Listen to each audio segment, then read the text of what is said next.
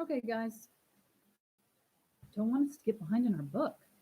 So I brought it with me to my house, Overboard, and we're on chapter 4.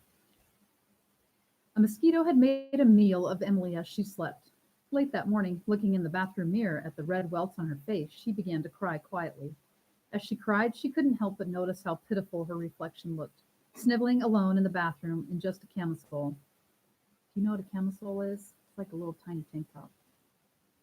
Finally, she put on a tunic and leggings, splashed water over her face, dried herself, and joined her parents at the breakfast table.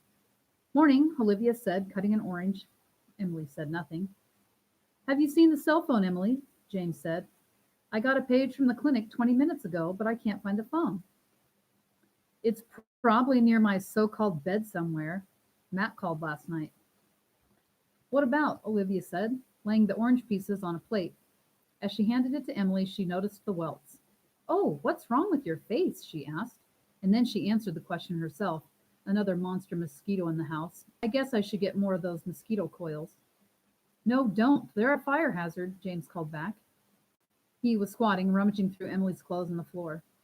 The tiger balm is in the medicine cabinet, honey. That'll help, Olivia said to Emily, dumping some plates in the sink. Emily didn't move.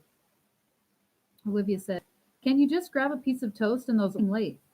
I can't find the dang phone, James said. The page must be about Rabina, Olivia said, gathering. It would take less time than finding the phone. Come on, Emily, we're late. Why can't you put the phone back in the kitchen? James said to Emily. Emily grabbed the scarf from the floor near her bed. She slid on her unbuckled sandals and took a piece of toast from the table.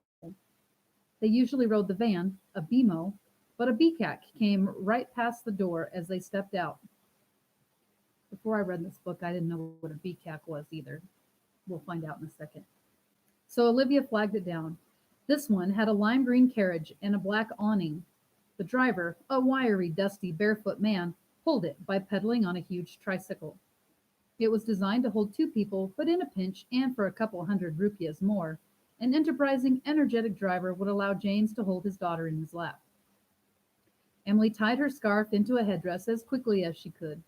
This time of the morning, there were plenty of people in the street who took notice of her whizzing by, tall and fair and ungangling in her father's lap. Girls and their mothers peered at her, dark-eyed and smiling from behind a curtain of thick muslin veils.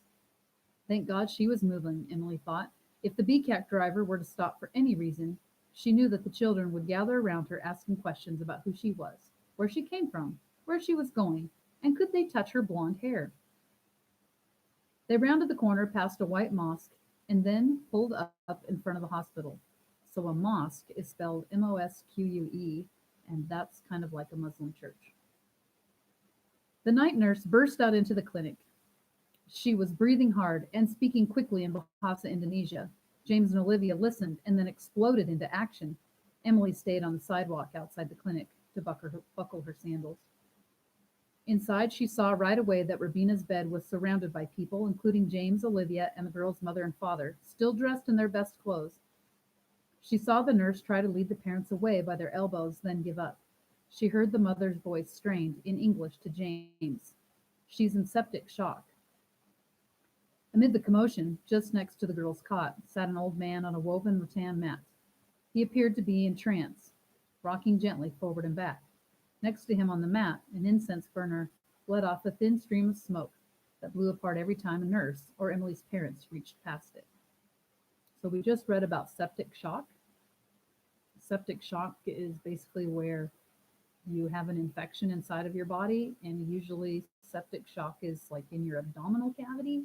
If you have an infection there, especially from a ruptured appendix, you can die pretty quickly.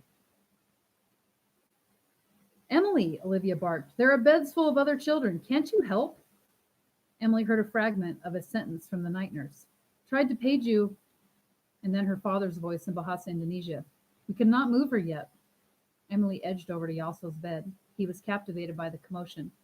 He didn't seem to need anything. She glanced at the broom standing in the corner. Sometimes Emily tidied up, but there was no mess this morning. She could check on the children in the other beds. She heard the nurse's voice. 60 over 30. Someone said, Dear God.